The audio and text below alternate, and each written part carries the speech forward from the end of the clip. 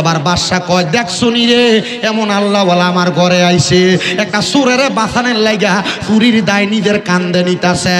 হুজুর আমি বুঝছি, এতদিন পর্যন্ত বায়াত নেওয়ার জন্য একটা পীর আমি তালাশ করছিলাম, তবে আপনার মতো পীর আমি আমার জীবনে দেখি নাই।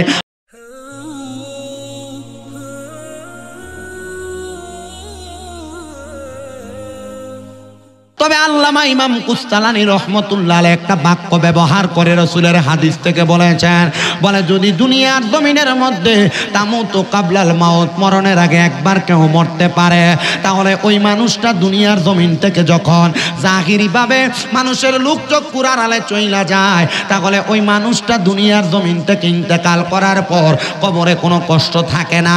হুজুর কেমন করে জানতে চাই? ও বাবা, মরণটা কিন্তু দুই ধরনের। এক প্রকার মরণ হইল ইমানের সাথে মরণ, আর এক প্রকার মরণ হইল বেঈমানের মতো মরণ। মনে রাখবেন রে মৌবাড়ির বাবারা, পর্দার অন্তরালের মা বোনেরা, ইমানের সাথে মরণ যেইটা, এটা বড় নেয়ামতলা মরণ। কিন্তু বেঈমানের মতো যেই ব্যক্তি মারা যাবে, তার মরণটা বড় শক্ত মরণ। এই মরণ কোনো ভালো মরণ না, ভালো মরণ না। মৌবাড়ির যুবক, মৌবাড়ির আমার পর্দার অন্তরালের মা বোনেরা, গভীর মনোযোগ দিয়ে মাইকের আওয়াজ যদি কানে যায় একটু শোনার চেষ্টা করবা, শ্রবণ করবা। যখন কোনো বেঈমান বান্দা ইন্তেকাল করে, বেঈমান বান্দা ইন্তেকাল করার সময় ওই বান্দাটা দুনিয়ার জমিনের মধ্যে ঈমান নিয়ে ইন্তেকাল করতে পারে না। কারণ বেঈমান হওয়ার কারণে বান্দা কুফরিতে শামিল থাকে, বেঈমান হওয়ার কারণে বান্দা জিনা ব্যভিচারে শামিল থাকে, বেঈমান হওয়ার কারণে বান্দা আল্লাহর ইবাদত থেকে দূরে থাকে, বেঈমান হওয়ার কারণে গুনার কাজের মধ্যে বান্দা বড় মশগুল থাকে। এই জন্য মনে রাখবেন, আল্লাহ তাআলা কোরআনুল কারীমের মধ্যে বলেন, ইন্নাল্লাযীনা কাফারু মিন আহলিল কিতাবি ওয়াল মুশরিকিনা ফি নারি জাহান্নাম খালিদিনা ফিহা উলাইকা হুম শাররুল বারিয়া। আল্লাহ বলেন, নিশ্চয়ই যাহারা কুফরি করে এবং আহলে কিতাবের অন্তর্ভুক্ত এবং শিরক করে, মুশরিক, আমার আল্লাহ তাআলা তাদের ঠিকানা করেছেন ফি নারি জাহান্নাম, তাদের ঠিকানা বানাইছেন আমার আল্লাহ তাআলা জাহান্নাম। বলে জাহান্নামের মধ্যে বান্দাটা একদিন থাকবে না, কতদিন? খালিদিনা ফিহা, বান্দা জাহান্নামের মধ্যে চিরস্থায়ী বাসিন্দা হয়ে থাকবে। এবার আমার আল্লাহর নবী ডাক দিয়ে কই, উম্মতের দলেরা, আমার আল্লাহ শুধু এই কথা বলে ক্ষান্ত হন নাই, আমার আল্লাহ বলেছেন উলাইকা হুম শাররুল বারিয়া, ওই জাহান্নামে তো তারাই থাকবে যারা দুনিয়ার সবচাইতে নিকৃষ্ট ব্যক্তি, সবচাইতে বাজে ব্যক্তি, সবচাইতে খারাপ ব্যক্তি। ইয়া রাসূলুল্লাহ, ইয়া হাবিবাল্লাহ, নবী গো, আপনার কাছে জানতে চাই, আপনি নবী বলেন না দুনিয়ার জমিনের মধ্যে বেঈমান মানুষ যখন মারা যাবে, ওই বেঈমান মানুষ মারা যাওয়ার সময় তার কেমন অবস্থা হবে? এই মৌবাড়ির বাবারা, এলাকায় থানার পর্দার অন্তরালের মা বোনেরা গো, কত মানুষ মারা যায় এলাকায় থানা মৌবাড়ি এলাকায়, মারা যাওয়ার সময় বিছানার মধ্যে প্রস্রাব পায়খানা করে দেয়। কত মানুষ মারা যায়, মারা যাওয়ার সময় জিহ্বায় কামড় দিয়ে মারা যায়। কত মানুষ মারা যায়, মারা যাওয়ার সময় নাকে মুখে দিয়ে রক্ত বাইর হয়ে মারা যায়। কত মানুষ মারা যায়, মারা যাওয়ার সময় চোখ উল্টে দিয়ে মারা যায়। একবারও কি তোমার মনে জানার কোনো প্রশ্ন আসলো না যে হুজুর কেন মানুষ এমন কষ্ট পায় মারা যায়? একবার বলেন না। রাহমাতুল লিল আলামিন নবীজির তিরমিজি শরীফের একটা হাদিস শরীফের ঘোষণা আমি পইরা দেখলাম, একটা মানুষ মারা যাওয়ার সময় মানুষ কেন বিছানার মধ্যে প্রস্রাব পায়খানা করে জানো? একজন বেঈমান বেআমলের সামনে আজরাইল আসার আগে আমার আল্লাহ তাআলা নীল চক্ষুওয়ালা দুইজন ফেরেশতা পাঠায়া দেয়, দুইজন ফেরেশতা। ওই দুইটা ফেরেশতা আযাবের ফেরেশতা, ওই ফেরেশতাদের নীল চক্ষুগুলা দেইখা বান্দা ভয়ে তার বিছানার মধ্যে প্রস্রাব পায়খানা করে দেয়। হায়রে মুসলমান, এ আমার মৌবাড়ির বাবারা, তুমি যদি মারা যাও, মারা যাওয়ার সময় যদি বিছানায় প্রস্রাব পায়খানা করে দাও, তাইলে মানুষ মনে করবে তোমার সামনে মনে হয় আল্লাহ তাআলা আজরাইলের আগে আরো 2টা ফেরেশতা পাঠিয়ে দিছে। না রে মুসলমান, এমন মরণ না। আল্লাহর কাছে ইমানের মরণ কামনা করো, দেখবা আমার আল্লাহ তাআলা ইমানের সাথে মরণ দান করব। সাহাবায়ে কেরাম প্রশ্ন করে, ইয়া রাসূলুল্লাহ, ইয়া হাবিবাল্লাহ, নবী গো, আপনার কাছে জানতে চাই তো 2জন ফেরেশতার মুখ দেখলেই তো বান্দা এমন করবে, বিছানায় প্রস্রাব পায়খানা করে দিবে। আপনি বলেন না এরপরে বান্দার কেমন অবস্থা হবে? বলে বান্দার সামনে আজরাইল আলাইহিস সালাতু ওয়াস সালাম হাজির হয়ে যাবে। আজরাইল যখন বান্দার সামনে হাজির হবে, ওই আজরাইল বান্দার সামনে আসার পরে আজরাইল যখন রূহ কবজ করতে লাগবে, তখন বান্দা আজরাইলকে বলতে লাগবে, রে আজরাইল, আমি মরণের জন্য এখনো প্রস্তুতি গ্রহণ করি নাই। মরার জন্য যে সামানের প্রয়োজন আমার সেই সামানগুলা নাই। আজরাইল, তুমি আমার একটু সময় প্রদান করো না, আমি ওই সময় মোতাবেক সামানগুলা রেডি করে ফেলবো। তখন বান্দা আজরাইলের সঙ্গে কথা বলার সময় বান্দার জিহ্বাটা আজরাইলের সঙ্গে কথা বলার সময় 2 চোয়ালের মাঝখানে আটকা পড়ে যায়। এ মৌবাড়ির যুব সমাজ, মৌবাড়ির মুরব্বী বাবারা, পর্দার অন্তরালের মা বোনেরা, আজরাইলের সঙ্গে কথা বলার সময় বান্দার জিহ্বাটা আটকা পড়ে যায়। এই জায়গার মধ্যে শুধু শেষ না, এবার বান্দার মুখ যখন বন্ধ হয়ে যায়, জবান বন্ধ হয়ে যায়, এবার বান্দা চোখের ইশারা দিয়ে আজরাইলকে বোঝানোর চেষ্টা করে। তখন বান্দা চোখ দিয়ে আজরাইলের দিকে তাকানোর সময় আজরাইলের চেহারা এত ভয়ঙ্কর, ওই ভয়ঙ্কর চেহারার দিকে তাকাইলে বান্দার চোখগুলো একবারে কপালের দিকে চলে যায়, মানে বান্দার চোখগুলা উল্টে যায়। এবার আজরাইল যখন বান্দার বুকের মধ্যে হাতটা দিবে, ওই বুকের মধ্যে হাতটা দেওয়ার সাথে সাথে বান্দার গাড়ের সাহা রগগুলা ঠাস ঠাস করে ছিঁড়ে যাবে, বান্দার হাতের রগগুলা ছিঁড়ে যাবে, বান্দার পায়ের সাহা রগগুলা ছিঁড়ে যাবে। এবার বান্দার পুরাটা শরীর একবারে টান টান হয়ে যাবে, বান্দার শরীর শক্ত হয়ে যাবে। ওই বান্দার দেহ থেকে রূহটা আলাদা করে নিয়ে যাবে আজরাইল ফেরেশতা। কিন্তু জানো,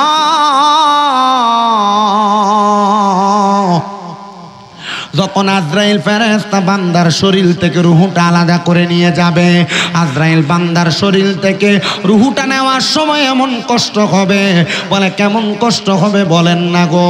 এই কষ্টের কথা আমাদের নবী মুহাম্মাদুর রাসূলুল্লাহ সাল্লাল্লাহু আলাইহি ওয়াসাল্লাম নবী বর্ণনা দিতেছে। বলে কষ্টটা হবে কেমন শুইনা নাও। বলে নবী গো, কেমন কষ্ট হবে আপনি বলেন না। আমার নবী কয়, উম্মতের দলেরা শোনো রে, আমি নবীর রূহ মুবারক যখন আজরাইল নেওয়ার জন্য আসছিল, আমি নবীর রূহ মুবারক এখনো নেয় নাই, শুধু আজরাইলের ডান হাতের অংশটা আমি নবীর বুক মুবারকের উপরে রাখলেন।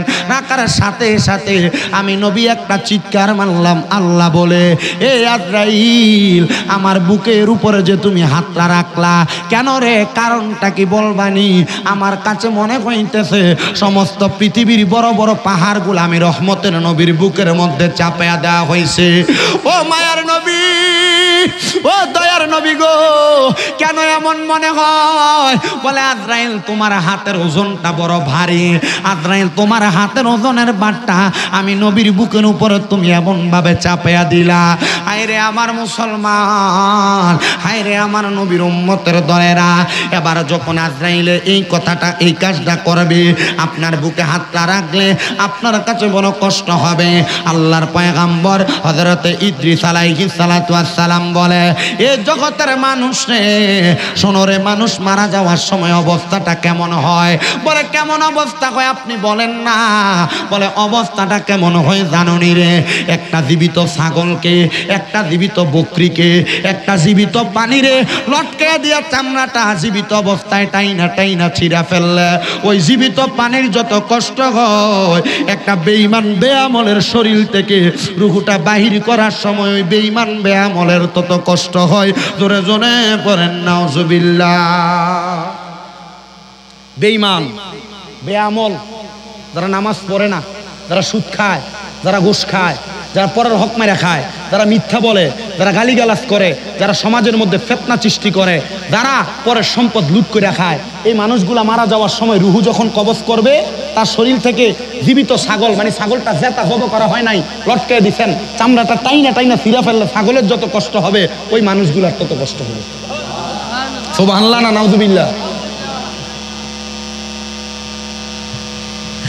আপনি নামাজ পড়েন না, এটা আপনার বিষয়। আপনি রোজা রাখেন না, এটা আপনার বিষয়। আপনি হারাম খান, সুদ খান, ঘুষ খান, এটা আপনার বিষয়। যদি মরার সময় কষ্ট পাইতে চান, এ বাবা মৌবাড়ি এলাকা সহ লাখা এলাকায় সুদখোর নাই, ঘুষখোর নাই। আমরা সমাজের মানুষ তো সুদখোর ঘুষ করে ধরে সভাপতি বানায় মসজিদের, কথা কয় না, আছে না নাই? আমাদের সমাজের মানুষ এই সুদখোর ঘুষ করে ধরে মসজিদের সেক্রেটারি বানায়, এলাকার সর্দার মাথা পরে দায়িত্ব দেয়, কথা কন না, আছে না নাই? বাবা আপনারা কথা বলতে হবে। আপনাদের কি কষ্ট হইতেছে, কোনো অসুবিধা হইতেছে? আমি কিন্তু যখন মাইক ধরছি এরা পোলা বইয়াছিল 3টা মাত্র। এ মুসলমান ইমানদারেরা, একটা জীবিত বকরির শরীর থেকে চামড়াটা টাইনা টাইনা চিরা ফেললে যত কষ্ট হয়, এই বাদে লোকগুলা, বেআমল লোকগুলা, গায়রে ইমান লোকগুলার এমন কষ্ট হয়। এবার রহমতের নবীজি বলতেছে শুধু কষ্ট না, যখন একটা মানুষের শরীর থেকে রুহুটা নিয়ে যাওয়া হয়, শরীর থেকে রুহুটা নেওয়ার পর ওই আজরাইল ফেরেশতা যখন রুহুটা নিয়ে তাড়াতাড়ি যায়, এবার রুহু আজরাইলের সঙ্গে কথা বলে, আজরাইল তুমি আমার রুহুটা কেন এত তাড়াতাড়ি নিয়ে যাও? তুমি যদি জানতা আমার জন্য আমার আল্লাহ তাআলা কত যন্ত্রণাদায়ক শাস্তি রেডি করে রাখছে, তাইলে তুমি আমার রুহু এত তাড়াতাড়ি নিতা না। এবার আজরাইল বান্দার রুহুটা যখন নিয়ে যাবে, আজরাইলের ডান হাত দ্বারা বান্দার রুহুটার বাম হাতে নিয়ে আজরাইল তার নাকের মধ্যে একটা কাপড় লাগায় দিবে। নাকের মধ্যে যখন কাপড়টা লাগায় দিবে রে বাবারা, এবার আজরাইলে বেঈমান বান্দা, বেআমল বান্দা, বান্দার রুহুটারে নিয়ে যাবে প্রথম আসমানের মধ্যে। প্রথম আসমানে নেওয়ার পরে ওই প্রথম আসমানের মধ্যে অসংখ্য ফেরেশতারা ওই বান্দার রুহুর দিকে থু থু নিক্ষেপ করবে। কিরে হুজুর, বান্দা তো মারা গেছে, মারা যাওয়ার পরে ফেরেশতারা কেন থুতু নিক্ষেপ করবে?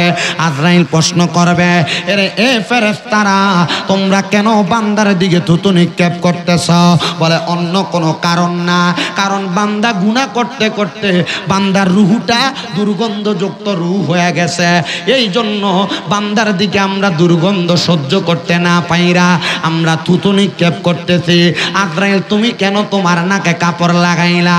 বলে আমি যখন রুহু কবজ করলাম বান্দার ঠিক তেমন অবস্থা ছিল, আমিও বান্দার রুহু কবজ করতে বড় কষ্ট হয়েছে, এই জন্য আমি নাকের মধ্যে কাপড় লাগায় রাখছি। এই বেনামাজিরা, এই এলাকার হারামখোরেরা, এই এলাকার বদকাজ করনেওয়ালারা, মানুষের জমি দখল করনেওয়ালারা, ভাই বোনের সম্পদ দখল করনেওয়ালারা, মানুষের কাছে মিথ্যা কথা বইলা মানুষের টাকা পয়সা মাইরা দেনেওয়ালারা, এই সমাজের মধ্যে ওজনে কম দেনেওয়ালারা, শুনে রাখো তুমি মারা যাওয়ার পরে আল্লাহ তাআলা মরার পরে তোমার এমন কঠিন শাস্তির ব্যবস্থা করে রাখছে। শুধু তাই নয় রে, তাই নয়, তাই নয়, নবী গো আপনার কাছে জানতে চাই আর কেমন শাস্তি রেডি করা আছে? বলে শুইনা লও রে জগতের মানুষের দলেরা, যখন বান্দা ইন্তেকাল করে, ইন্তেকাল করার পর ওই বান্দারে যখন সামনের দিকে নিয়ে যাওয়া হয়, বান্দারে সামনের দিকে নিতে নিতে ওই ফেরেশতারা দেখে সামনের দরজা বন্ধ, ডাইনের দরজা বন্ধ, বামের দরজা বন্ধ, একটাই মাত্র দরজা খোলা, সেই দরজাটার নাম হলো জাহান্নাম, সেই দরজাটার নাম হলো জাহান্নাম। হায়রে আমার মুসলমান, ওই জাহান্নামের দিকে যখন বান্দারে নিয়ে যাওয়া হয়, ওই জাহান্নামের দিকে বান্দারে নিয়ে যাওয়ার সময় বান্দার রুহুটা যখন সেই জায়গার মধ্যে রাইখা দিতে চাইবে, কিন্তু বান্দার রুহুটা ওই জায়গা গ্রহণ করবে না। এবার বান্দারে এমন ভাবে শাস্তি দেওয়া হবে রে, বলে হুজুর কতদিন পর্যন্ত শাস্তি দেওয়া হবে? আল্লাহর নবী বলে একটা জাহান্নামী ব্যক্তিরে সর্বনিম্ন 3000 বছর জাহান্নামে শাস্তি দেওয়া হবে। আইরে 3000 বছর, দুনিয়ার 3000 বছর না, দুনিয়ার একদিন, দুনিয়ার 5000 দিন, দুনিয়ার 500 বছর আর ওই জাহান্নামের একদিনের সমান। এই জন্য জন্য মনে রাখবা 3000 বছর জাহান্নামের আগুনের মধ্যে তোমারে পুরাইব। নবী গো কেমনে পুরাইব আর কি ধরনের পুরানি পুরাইব? কয় কেমন পুরানি পুরাইব তোমরা শুইনা নাও রে জগতের মানুষেরা। 1 নাম্বার, যখন তোমারে পুরাইব ওই আগুনের একরকম কালার হবে না, জাহান্নামের আগুনের 3টা কালার হবে। বেশি উপরের কোনো ক্লাস থাকবে না, মাদ্রাসার ক্লাস 9 10 হাদিসের কিতাব পড়লে পাওয়া যাবেন। আল্লাহর নবী বলে জাহান্নামের 1 নাম্বার আগুনের রং হইল লাল, 2 নাম্বার আগুনের রং হইল সাদা, 3 নাম্বার আগুনের রং হইল কালা। 1000 বছর বান্দারে লাল রঙের আগুনের মধ্যে জ্বালাইতে জ্বালাইতে বান্দার শরীরটারে আঙ্গার বানায়া ফেলবে। হুজুর 5-10 মিনিট জ্বললেই তো বান্দার শরীরটা শেষ হয়ে যাবে। বলে না রে না, বান্দার শরীর যখন লয় হয়ে যাবে আবার আমার আল্লাহ তাআলা ফায়াকুন বইলা শরীরটা বানায়া শাস্তি দেওয়া শুরু করবে। এই দিনের পর দিন তোমার জ্বালাইব, দিনের পর দিন তোমারে পুরাইব। এবার জাহান্নামের আগুনের মধ্যে যখন এমন কষ্ট, 1000 বছর লাল আগুনে জ্বালায়া এবার 1000 বছর তোমারে সাদা রঙের আগুনে জ্বালাইব। ওই সাদা রঙের আগুনে তোমার 1000 বছর জ্বালায়া এবার কালা রঙের আগুনে আরো 1000 বছর জ্বালাইব। 3000 বছর জ্বলার পরে ওই বান্দারে মাকানে তাকাসুর নামক জায়গার মধ্যে দাঁড় করাইব। বান্দা যদি তোমারে কেউ মাত্র 3 মিনিট বেদ দিয়া বাইরায়, তোমার যদি দুনিয়াতে কোনো অন্যায় থাকে 3 মিনিটের বাড়িতে তুমি তোমার অন্যায়ের কথা স্বীকার করো, কথা কন্যা ঠিক কিনা? তুমি তোমার 3 মিনিটের মাইরের কারণে তুমি তোমার অন্যায়ের কথা স্বীকার করো। কিন্তু বান্দা 3000 বছর পর্যন্ত যখন আগুনের মধ্যে জ্বলবে, 3000 বছর পরে বান্দাকে প্রশ্ন করা হবে, বান্দা বলো এবার কি বলবা? তার মানে বোঝা যায় যারা ঈমান নাই, যারা বেনামাজি, যারা হারাম খায়, যারা পরের হক খায়, যারা দুনিয়াতে অপকর্ম কইরা বেড়ায়, এই মানুষগুলারে কবরে গেলে আমরা তো কথার কথা বলে ফেলি। 3টা প্রশ্ন করব, জিনা আপনি অপকর্ম করবেন, প্রশ্ন করলেই কি আর না করলে কি? অপকর্ম করনেওয়ালা ব্যক্তির কবরে কোনো সওয়ালের জবাবও নাই, ডাইরেক্ট কবরে যাবে আর ডাইরেক্ট জ্বলা শুরু হয়ে যাবে। বলে হুজুর কেমনে গো, কেমনে জ্বলবো? আরে বান্দা 3000 বছর জ্বালায়া বান্দা তোমার এমন কঠিন শাস্তি দেওয়ার পরে তখন তোমার মাকানে তাকাসুর নামক জায়গায় দাঁড় করে বলবে, বান্দা এবার কি বলবা বলতে পারো? বান্দার জবান দ্বারা 3বার শব্দ ব্যবহার করবে, মোয়ে মোয়ে মোয়ে। বান্দা 3বার বলবে পানি পানি পানি। 3বার চিৎকার দিয়া পানির জন্য যখন বান্দা ডাকবে, বান্দারে কি পানি দেওয়া হবে? আমার নবী ডাক দিয়া কয়, হ্যাঁ রে সাহাবায়ে কেরাম, বান্দারে পানি দেওয়া হবে। ও মায়ার নবী গো, বান্দারে কেমন পানি দেওয়া হবে? বলে দুনিয়ার পানির মতো পানি দেওয়া হবে না। এ মুসলমান, দুনিয়ার একটা পানির মধ্যে একটা পোকা পড়লে তুমি পানিটা নিয়ে খাও না।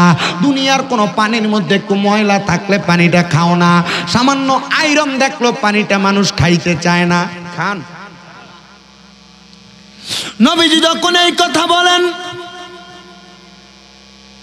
নবীজি মসজিদে নববীর মধ্যে বসা 70 মতান্তরে 72 জন সাহাবায়ে কেরাম আমার নবীর সামনে বসা। আমার নবী ডাক দিয়া কয়, হ্যাঁ বান্দারে পানি দেওয়া হবে, তবে বান্দারে দুনিয়ার কোনো পানির মতো পানি দেওয়া হবে না।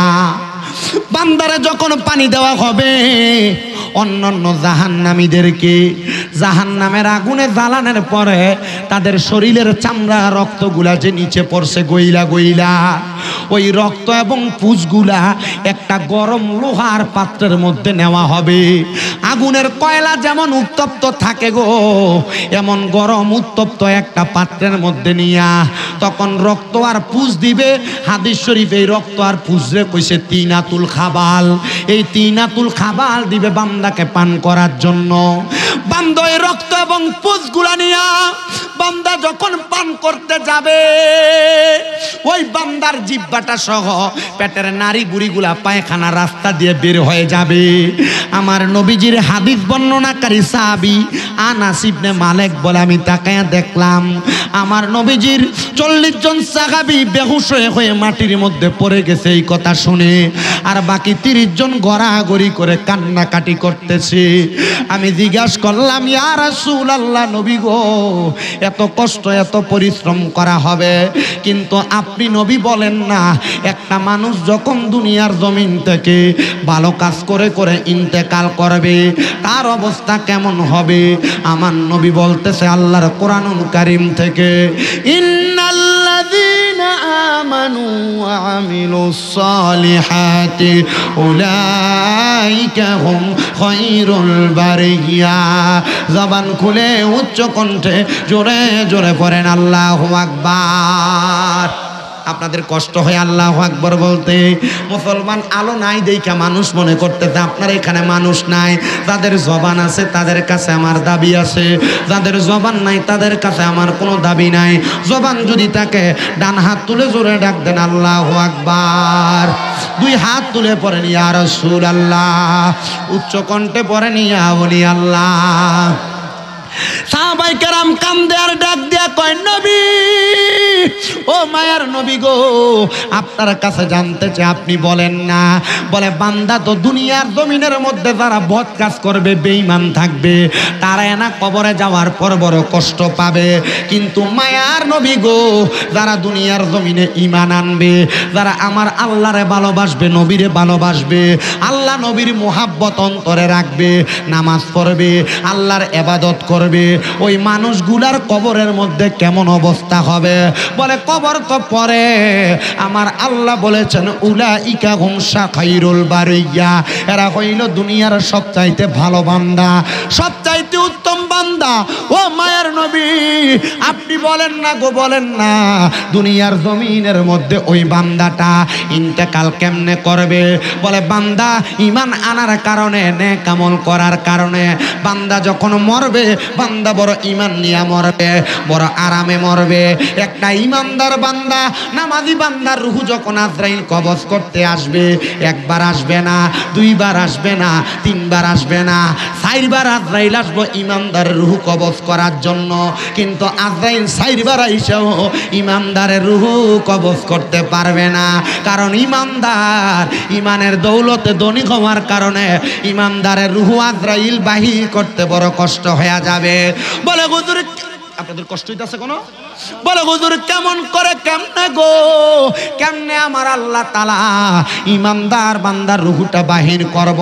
বলে আজরাইলে সর্বপ্রথম ঈমানদার বান্দার বুকের মধ্যে হাত দিবে, বুকটার মধ্যে হাতটা দিয়া ঈমানদার বান্দার রূহটা যখন বাহির করব গো, বান্দার রূহটা বাহির করতে হাতটা দেওয়ার সাথে সাথে ওই বুকের মধ্যে দিয়া দুইজন ফেরেশতা দাঁড়ায়া বলবে, রে আজরাইল, হে আজরাইল শুনো রে আজরাইল, এই বুক দিয়া রূহ বাহির করা যাবে না। বলে কেন, কেন রূহ বাহির করা যাবে না? বলে আমরা দুইজন ফেরেশতা বান্দার আল্লাহ এবং রাসূলের মুহাব্বতের পক্ষ থাইকা বান্দার রূহ কবজে বাধা হইয়া দাঁড়াইলাম, তখন আজরাইলে বান্দার রূহ ঈমানদারের বুক দিয়া কবজ করবে না। এবার আজরাইল ঈমানদার বান্দার রূহ নেওয়ার জন্য চেহারা বরাবর বিওয়াজহিকান নূর, চেহারা বরাবর হামলা করবে, কিন্তু বান্দার চেহারা দিয়া বান্দার রূহ কবজ করা যাবে না। এ মুসলমান, এ দুনিয়ার ঈমানদারের দল, ওই বান্দার রূহ যখন কবজ করতে পারবে না, বান্দার এই কপালের মধ্য থেকে আবার দুইটা ফেরেশতা ডাক দিয়া বলবে, এ আজরাইল, বান্দা 5 ওয়াক্ত নামাজ আদায় করেছে, বান্দা সাজদা দিয়েছে, বান্দার কপালের মধ্য দিয়া রূহ বাহির করা যাবে না। বলে কেন? বলে বান্দা 5 ওয়াক্ত নামাজের সাজদা দিয়া আমার আল্লাহ তাআলার প্রশংসা আদায় করেছে, এই জন্য বান্দার রূহ কবজ করতে পারবা না। এ মুসলমান, এ নবীর উম্মতের দল, আশিক রাসূল ভাই বাবারা, এবার আজরাইলে বান্দার ডান দিকে হামলা করবে। বান্দার ডান দিকে হামলা করার সাথে সাথে বান্দার ডান দিক থেকে আওয়াজ আসবে, রে আজরাইল, বান্দার ডান দিক দিয়ে তো রূহ কবজ করা যাবে না। বলে কেন রূহ কবজ করা যাবে না? বলে বান্দার ডান দিকে বান্দার মা বাবার খেদমত আছে, এই জন্য বান্দার ডান দিক দিয়ে তুমি রূহ কবজ করতে পারবে না। এবার আজরাইলে মুমিন বান্দা আমলওয়ালা বান্দার বাম দিকে হামলা করবে, বান্দার বাম দিক থেকে আওয়াজ আসবে, রে আজরাইল, এ আজরাইল, বান্দার বাম দিক দিয়েও তো হামলা কইরা রুহু নিতে পারবা না। বলে কেন রুহু নিতে পারবো না? বলে বান্দার বাম দিকে আছে বান্দার দান এবং সদকা। বান্দার দান সৎকার পক্ষ থেকে আমরা দুইজন ফেরেশতা বান্দার রুহু গ্রহণ করাতে আমরা বাধা হয়ে দাঁড়াইলাম। ও আল্লাহ গো, ইমানদারের রুহুটা কখন কবজ করা হবে? বলে ইমানদারের রুহুটা তখন কবজ করা হবে যখন ইমানদার দুনিয়ার জমিনের মধ্যে পড়ে থাকবে, বান্দার বুকের মধ্যে হাতটা দিয়া আজরাইল যখন রুহু নিতে পারবে না, মুখের মধ্যে হাতটা দিয়া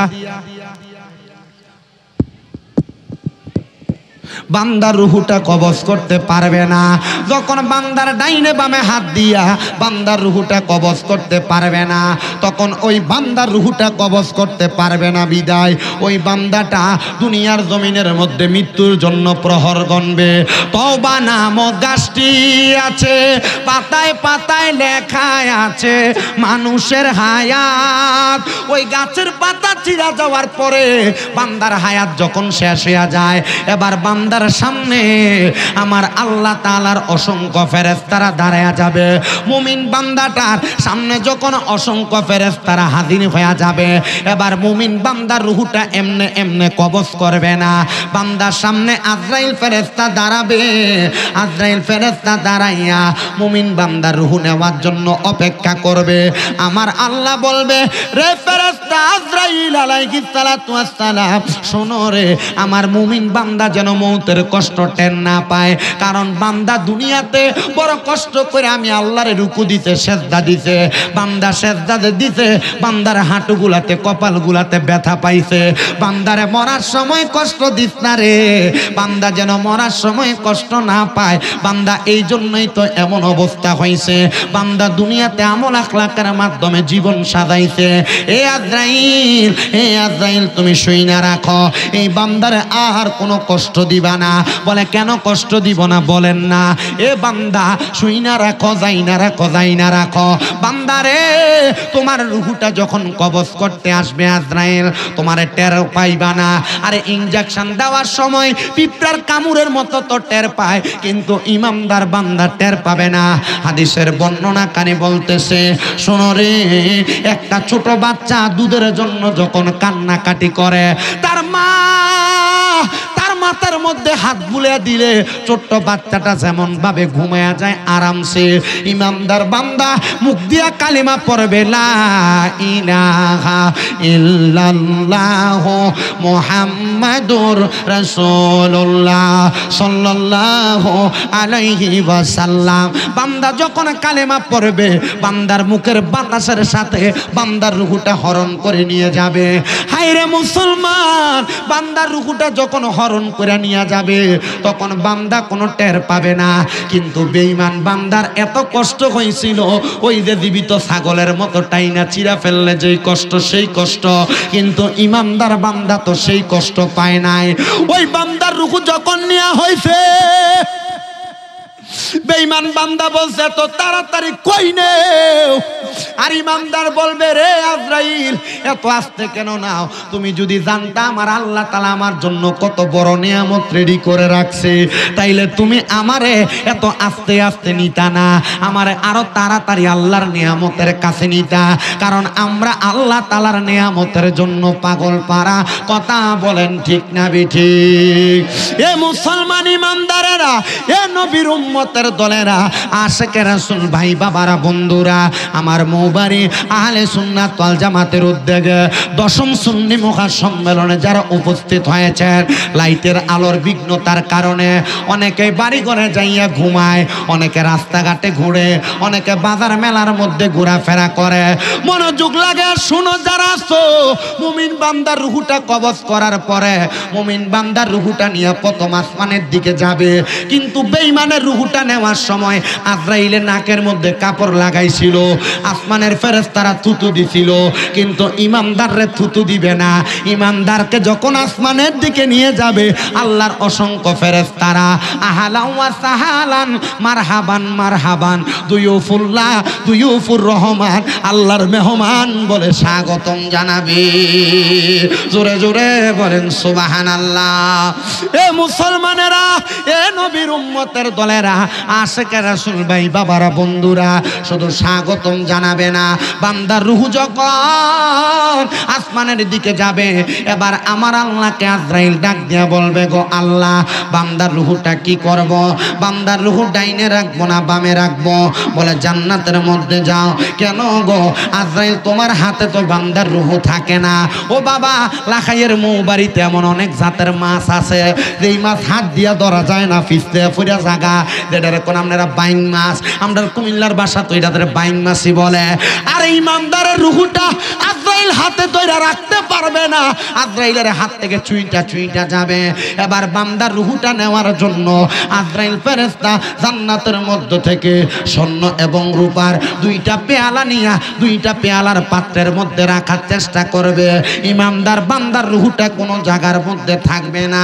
হায় রে, ইমানদারের রূহটা যখন কোনো জায়গার মধ্যে থাকবে না, এবার ইমানদার বান্দাটা রূহটার নিয়ে আজরাইল আল্লাহরে ডাক দিয়া বলবে, আল্লাহ, বান্দার রূহ তো কোনো জায়গায় থাকে না। আল্লাহ আজরাইলকে শুনে দিবে কোরআনুল কারীমের আয়াতটা, ওয়ালা তাকুলু লিমান ইউকতালু ফি সাবিলিল্লাহি আমওয়াত বাল আহইয়াউ ওয়ালাকিন লা তাশউরুন। আল্লাহ বলবে, রে আজরাইল, তোমার কি ওই আয়াতের কথা স্মরণ নাই যেখানে আমি আল্লাহ বলেছি, যারা মুমিন, যারা আমি আল্লাহর রাস্তার মধ্যে চলে যায় তারা মরে না, বাল আহইয়াহুন, তারা জিন্দা, ওয়ালাকিন লা তাশউরুন, এদেরকে যারা মরা বলে এরা নির্বোধ, এরা বোকা, বোঝে না। এই জন্য আমার আল্লাহ তাআলা আজরাইলকে বলবে, রে আজরাইল, বান্দার রূহ আলমে আরো হয় রাখো না কেন? আল্লাহ, আপনি তো বললেন ইমানদার বান্দা জীবিত, তাইলে ইমানদার বান্দা যেহেতু জীবিত, বান্দার রূহ কেন রাখবো? বান্দার রূহ তো আবার বান্দার দেহে ফিরিয়ে দিব। এবার আজরাইলে যাইয়া মুমিন বান্দার রূহটা আবার মুমিন বান্দার মধ্যে ফিরিয়ে দিবে। এই জন্য কোনো মুমিনরা মরে না, মুমিনরা ইন্তেকাল করে বাবে ইনফিয়ালের ওজনে। এরা মরে না, এরা স্থানান্তরিত হয়, এরা জায়গা পরিবর্তন করে, এরা দুনিয়ার জগৎ থেকে এরা বরজকে আলমের জগতে চইলা যায়। ও মুসলমান, তুমি মইরা যাইবা, তুমি মরার পরে তোমার কবরের বাস পোষার আগে তোমার লাশ পইচা যাবে। এমন কি জীবন বানাইলা? এমন জীবন বানাও যেই জীবন বানাইছে হুজুর বড় পীর গৌসে পাক আব্দুল কাদের জিলানী রাদিয়াল্লাহু তাআলা আনহু। এমন জীবন বানাও যেই জীবন বানাইছে হযরতে খাজা মুঈনুদ্দিন চিশতি সঞ্জিরি আজমিরি রাদিয়াল্লাহু তাআলা আনহু। এমন জীবন বানাও যেই জীবন বানাইছে হযরতে বাহাউদ্দিন নকশবন্দি, মুজাদ্দিদে আলফেসানি সহ বড় বড় আউলিয়া কেরামেরা। এবার আপনারা বলেন, আউলিয়া কেরামের পথমতে জীবন সাজাইলে আমার আল্লাহ তাআলা আমাদেরকে মুক্তি দিতে পারে কি পারে না? এ মুসলমান, আপনারা তো আমার হুজুর বড় পীর গৌসে পাক আব্দুল কাদের জিলানীর অনেক ওয়াজি শুনেছেন। এই ওয়াজও শুনছেন, গৌসে পাকের দরবারে চোরচুরি করতে যাওয়ার পর গৌসে পাক তারে ওলি বানিয়ে দিছে। আরেকটা চোর গেছিল গৌসে পাকের দরবারে, যেই চোরটা চুরি করতে যায়া গৌসে পাকের হাতে বায়াত হয়ে আসছে।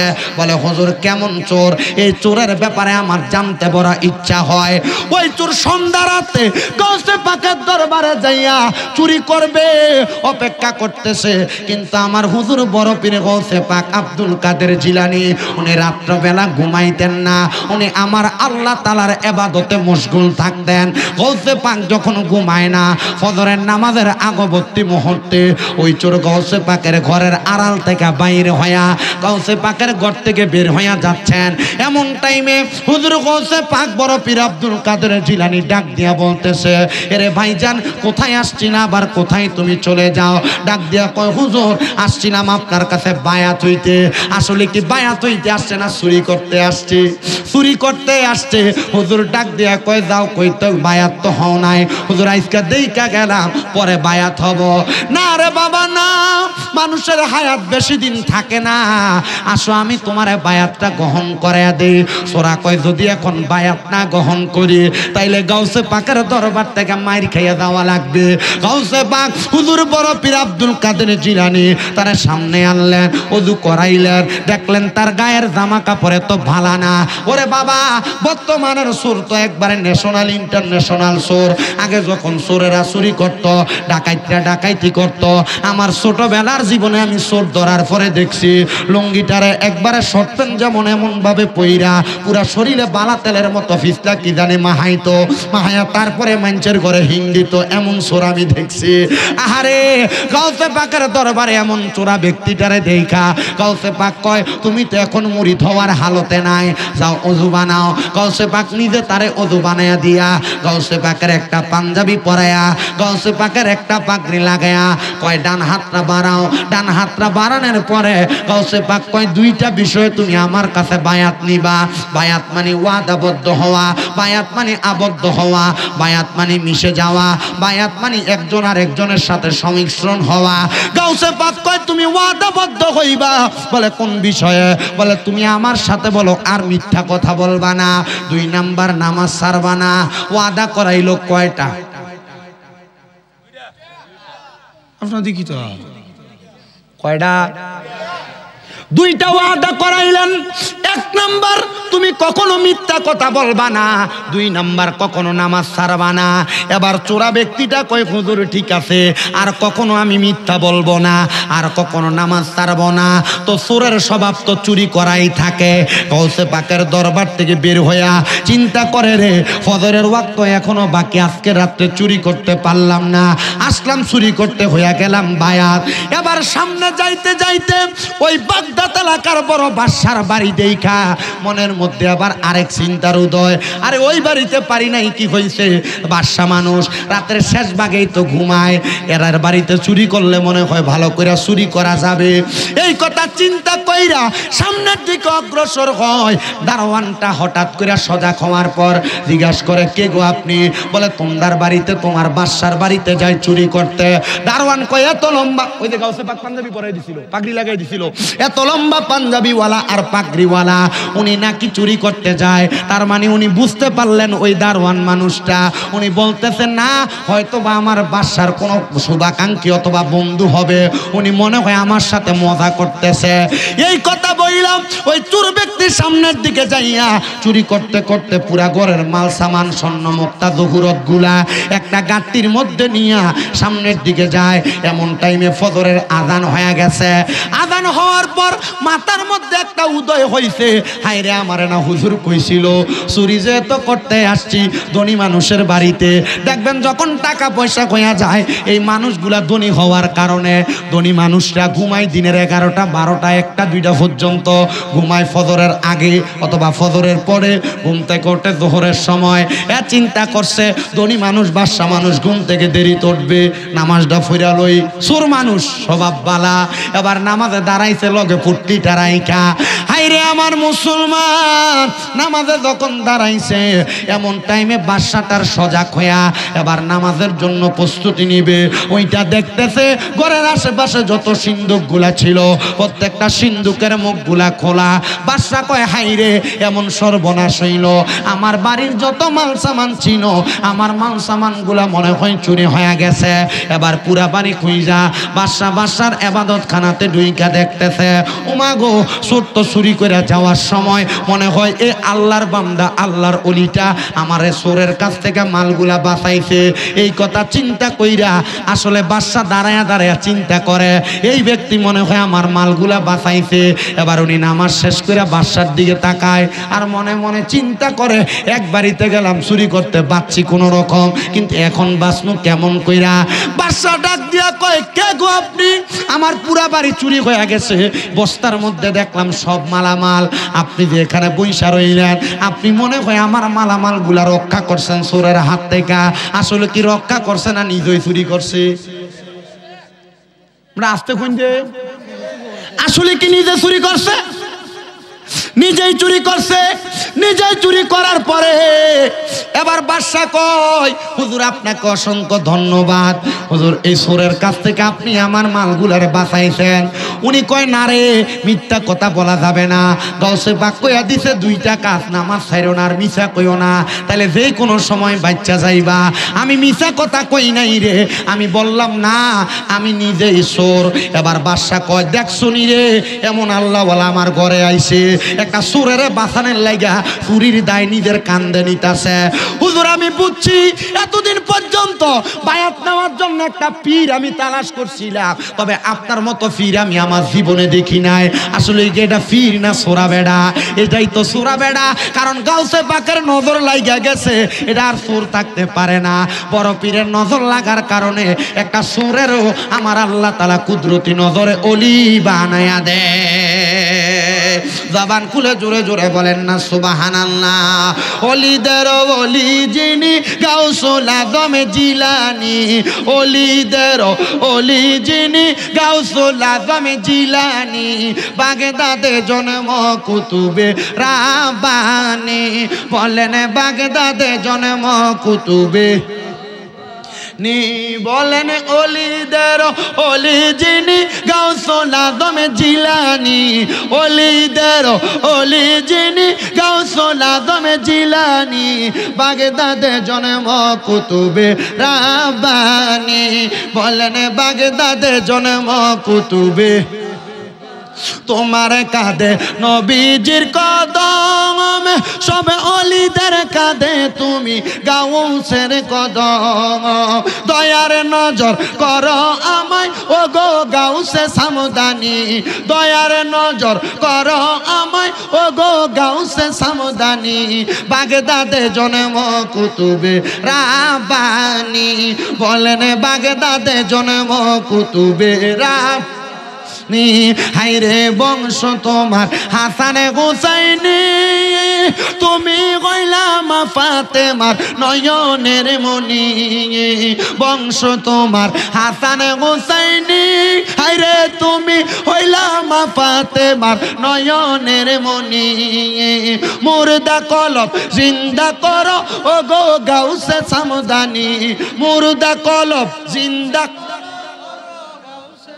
দানি, বাগদাদে জন্ম কুতুবে রাব্বানী।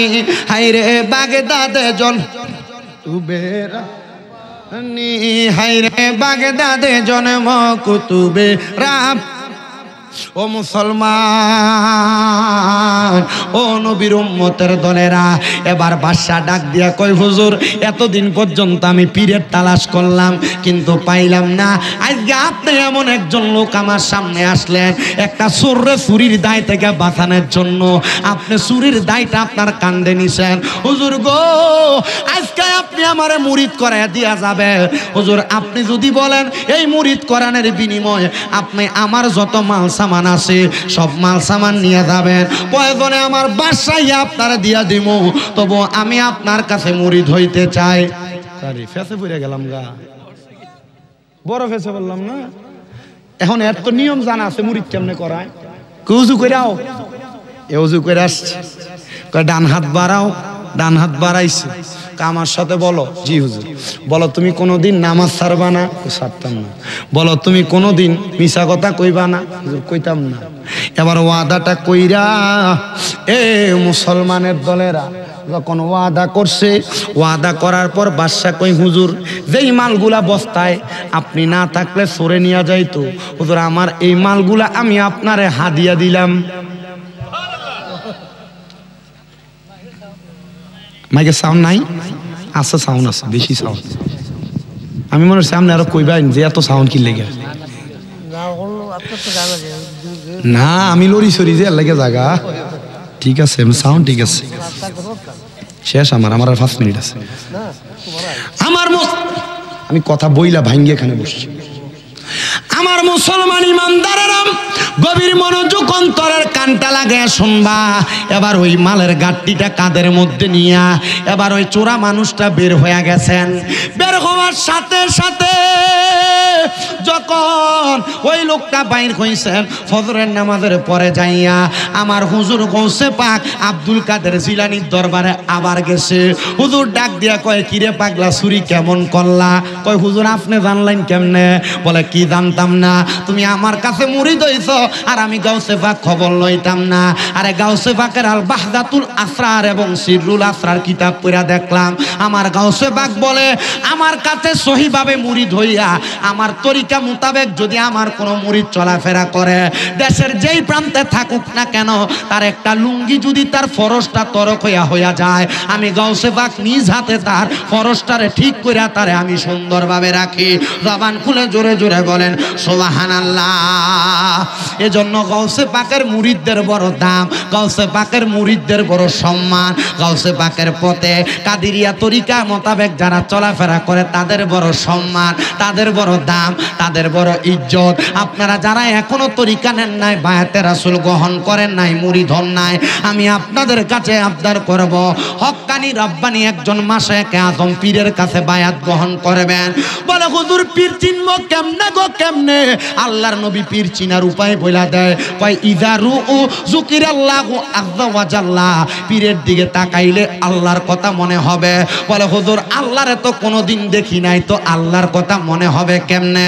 বলে, কেমনে মনে হবে জানো?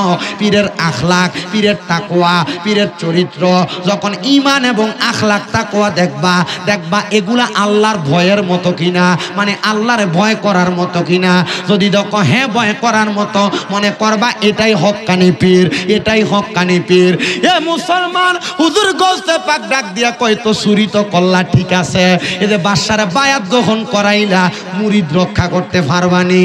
ডাক দিয়া কয়, হুজুর মুরিদ রক্ষা করতে পারবো কিনা এটা বললাম না, তবে এতটুক বলতে পারি গো, আমি এতটুক কথা আপনারে বলতে পারি, দুনিয়ার জমিনের মধ্যে আমি আপনার কাছে আইসা যখন ওয়াদা করছি, আমি যখনই চুরি করতে গেছি, চুরি করার পর আপনার কথা মনে হইয়া আমি আল্লাহ তাআলার ইবাদত নামাজ আদায় করেছি।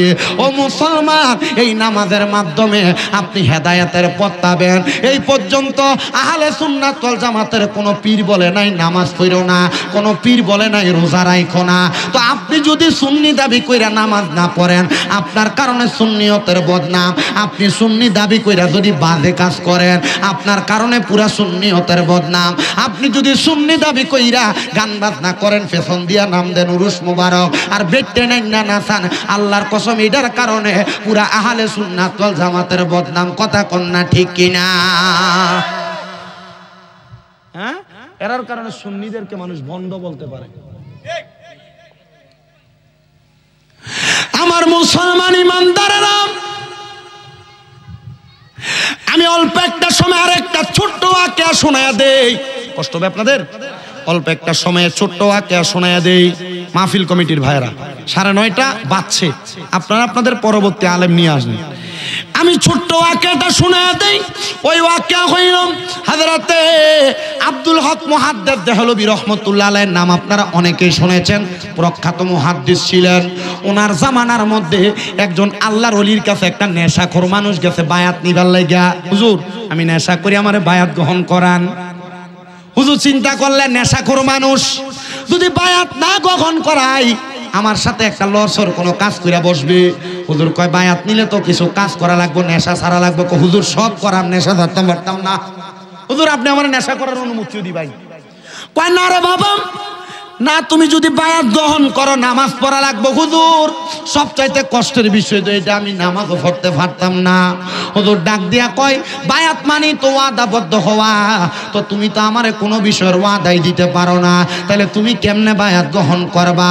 বলে, রে বাবা, তাহলে একটা বিষয় বায়াত নাও, তুমি যদি আমার কাছে বায়াত গ্রহণ করো, তাইলে তুমি একটা জিকির করবা, যে জিকির হলো আফদালু যিকরি লা ইলাহা ইল্লাল্লাহ, সবচাইতে উত্তম জিকির লা ইলাহা ইল্লাল্লাহ। তুমি যদি সময় পাও লা ইলাহা ইল্লাল্লাহ জিকিরটা করতে পারবানি? হুজুর এটা হারাম, এটার ভিতরে হারাম। বলে, হুজুর আমি লা ইলাহা ইল্লাল্লাহ জিকির করতে পারবো। বলে পারবা যেহেতু যাও, তোমার বায়াত এটা তবে শর্ত আছে পাগলা। বলে হুজুর শর্তটা কি? বলে নামাজ যেহেতু পড়তে পারবা না বলছো, সাবধান, আমার কাছে মুড়ি দেওয়ার পর যদি তুমি নামাজ পড়ো তাহলে প্রতি ওয়াক্ত নামাজের জন্য 5টা করে জুতার বাড়ি খাইবা। এখন জুতার আগের জুতা কিন্তু এক না, আগের জুতা ছিল কাঠের খরম।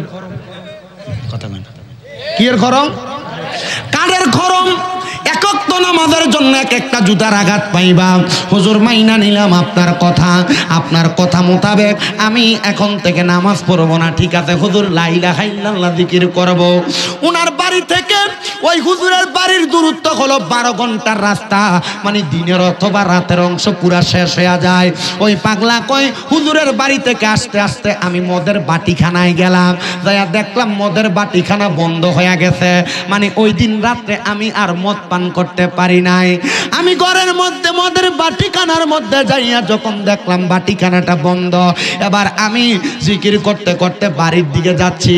লা ইলাহা ইল্লাল্লাহ। যখন জিকির করতে করতে বাড়ির দিকে যাই রে, বাড়ির দিকে যাই, আমি যাওয়ার সময় আমি বাড়ির দরজায় যাইয়া আমার ঘরে সালাম দিলাম, আসসালামু আলাইকুম ওয়া রাহমাতুল্লাহ। আমার স্ত্রী খুশি মনে দরজাটা খুইলা দিছে। আরে আমার স্বামী দি এতদিন নেশা করে বাড়িতে আসতো, আর আজগাদি আমার স্বামী নেশা করে আসে নাই, লা ইলাহা ইল্লাল্লাহ জিকির ভরে আবার সালামও দেয়। আপনারা কোন জামাই যদি কোনো বাজে কাজ ছাড়ে, বউয়ের মনটা কি খুশি না বেজার? কিন্তু আমরা বেটারা এমন কাজ খারাপ, সিগারেট খেয়ে বিড়ি খেয়ে মুখে দুর্গন্ধ বানায়। তো আপনি যখন বাড়িতে যান আপনার বউ অন্যদিকে মুখ ফিরে শুয়ে থাকে, এটার দোষটা বউরে দিয়েন না। তখন আপনার বউয়ের আর আপনারে বালা লাগে না, পাশের বাড়ির সুইটাডারে জোয়ানডারে বালা লাগে, কারণ আপনার মুখের ভিতরে দুর্গন্ধ, আপনি সিগারেট খেয়ে মুখে গন্ধ বানিয়ে রাখছেন। এবার বলেন এগুলা কি খাওয়া যাবে না সারা লাগবে? এ মুসলমান মহিলা বড় খুশি খুশি হইয়া এবার স্বামীটারে ঘরে শুইতে দিছেন, খাবারও দিলেন। খাবার দেওয়ার পর ওই মহিলার স্বামী লা ইলাহা ইল্লাল্লাহ জিকির করতে করতে ঘরে ঘুমায় গেছেন গা। যখন ঘরে ঘুমায় গেছে, এবার মহিলাটা ওই রাত্রবেলা খুশিতে আর ঘুমায় না, কারণ স্বামী এতদিন নেশা করতো। এখন মারহাবা কইতেন না? আরো জোরে কইন মারহাবা। তখন ওই মহিলা আল্লাহর কাছে দোয়া করছে, আল্লাহ আমার স্বামী যেহেতু হুজুরের বরকতে ভালো হয়ে গেছে, হুজুর আর আমার এখন ঘুমাইতে মন চায় না। মারহাবা কইলেন না? হুজুর আমার ঘুমাইতে মন চায় না। এমন টাইমে ওই স্বামী রাত্রবেলা স্বপ্ন দেখা ঘুম থেকে জাগ্রত হয়ে গেছে। ঘুম থেকে জাগ্রত হয়ে ডাক দিয়ে কইতেছে, স্ত্রী তুমি কি আমার পাশে আছো? বলে আছি। বলে কি? বলে আমি স্বপ্ন দেখছি আমাকে কে যেন ঘুম থেকে তুইলা নিয়া পানির মধ্যে ফালাই দিছে, স্রোতে আমার টাইনা নিয়ে যাচ্ছে। বলে হ্যাঁ? বলে হ্যাঁ, কিন্তু স্রোতে যখন আমার টাইনা নিয়ে যায় আমি দেখলাম 5টা দড়ি পানিতে পড়ছে। স্বামী এরপরে কি করছেন? বলে আমি একটা দড়িতে ধরছি, মনে করছি বাঁচবো, পানি আমার আরো নিচে নিয়ে যায়। আরেকটা দড়িতে ধরছি, মনে করছি বাঁচবো, পানি আমার আরো নিচে নিয়ে যায়। 3টা 4টা দড়ি ধরার পর আমি চিন্তা করলাম আরেকটা দড়ি বাকি, এটা ধরে দেখি। আমি 5টা দড়ি ধরার পর আমি নিচের থেকে আর ভাই নাই, আমার টান দিয়ে উপরে নিয়ে গেছে।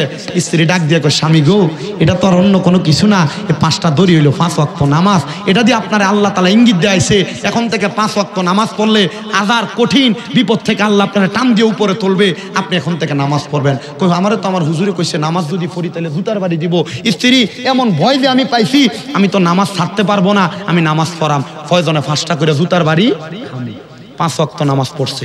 পড়তে পড়তে হুজুরের বাড়ি, হুজুর আমি তো নামাজ পড়ছি, হুজুর 5 ওয়াক্ত পড়ে লাইছি, হুজুর দেন না এইলাম জুতা, আমার এটা দিয়ে আপনি আঘাত করেন, তবে হুজুর আমি জুতার বাড়ি খাইতে রাজি, নামাজ ছাড়তে রাজি না।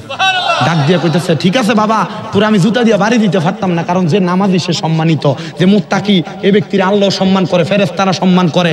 ডাক দিয়ে কই, হুজুর মানলাম, তাইলে মারতেন না কেন? আপনি না ওয়াদা করছেন, ওয়াদা খেলাপ করলে না মুনাফিক হয়? তো হুজুরের কাছে ফতুয়া গুরানের রাস্তার অভাব আছে? হুজুর কয়, লা ইউকাল্লিফুল্লাহু নাফসান ইল্লা উসআহা। আল্লাহ কারো সাধ্যের বাহিরে কোনো কিছু সাফায়া দেয় নাই। তোর সাধ্য আছে, তুই নামাজ পড়তে পারবি, আল্লাহ তোরে সাফাই দিছে। আল্লাহর ফতুয়ার উপরে আমি মোল্লা ফতুয়া দেওয়ার কে রে? যা তোরে মাফ করে দিল। সুবহানাল্লাহ কইতেন না? এই মাফে আল্লাহ তাআলা কবুল করছে। আপনারা যদি বুঝেন আমার এই অল্প সময়ের ওয়াজের ভিতরে 1 ঘন্টা মারহাবা, 1 ঘন্টা 20 মিনিট সময়, এই 20 মিনিট সময়ে যা কথা বলছি এই কথার দোয়া করে লেছি। দোয়া আগে করছি, আপনি পরে আইসেন। আমি দোয়া করেই মানুষে আনছি। আমি আপনাদেরকে চেষ্টা করছি একটু বোঝানোর জন্য। আপনি কোন ওয়াজের ভিতরে ফালতু সময় নষ্ট করা এটা এক বিষয়, আর আমার মতো কইরা যতটুক টানা ওয়াজ করছি, আমি কোনো ফালতু কথা কইছি আব্বা? কথা কইছি ডাইরেক্ট ওয়াজের ভিতরে ডাইরেক্ট বোঝানোর চেষ্টা করছি, এই কথার ভিতরে শেষ। মহিলার একটা আবদার, আমার কয়েকটা ভাইয়ের আবদার, আমার লিখিত একটা গজল, এই গজলটা গাইতাম আমি। গজলটা গামু, গজলের সাথে আপনারা আমার সাথে একটু পড়বেন। আমার জায়গা হবে নি আমার মরা লাশের লাইগা, মসজিদের পাশে আমার কবর দিও কইরাই আমার জায়গা হবে নি, আমার জায়গা হবে নি আমার মরা লাশের লাইগা, মসজিদের পাশে আমার কবর দিও কইরাই আমার জায়গা হবে নি। এলাকাবাসী রে আমি যেদিন যাব মারা দুনিয়া ছাড়িয়া, ভাই বন্ধু আত্মীয় স্বজন যাবে রে বলিয়া, কষ্ট হইল 3.5 হাত, কষ্ট হইল 3.5 হাত মাটি দিও কইরাই আমার জায়গা হবে নি, আমার জায়গা হবে নি আমার মরা লাশের লাইগা, মসজিদের পাশে আমার মসজিদের পাশে আমার কবর দিও কইরাই আমার জায়গা হবে নি। জগৎবাসী রে আমি যেদিন যাব মারা দুনিয়া ছাড়িয়া, ভাই বন্ধু আত্মীয় স্বজন যাবে রে বলিয়া, জগৎবাসী রে আমি যেদিন যাব মারা দুনিয়া ছাড়িয়া, ভাই বন্ধু আত্মীয় স্বজন যাবে রে বলিয়া, তোমরা রে দুয়ার মাঝে শরীক রাখিও করিয়াই আমার জায়গা হবে নি, আমার জায়গা হবে নি আমার মরা লাশের লাইগা, মসজিদের পাশে আমার কবর দিও কইরাই আমার জায়গা হবে নি।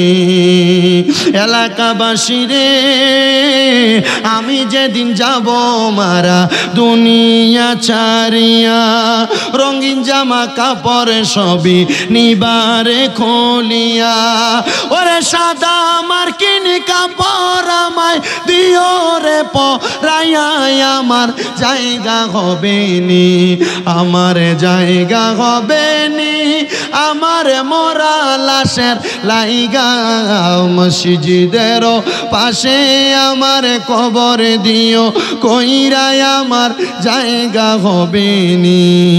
সবাই পড়েন আলহামদুলিল্লাহ।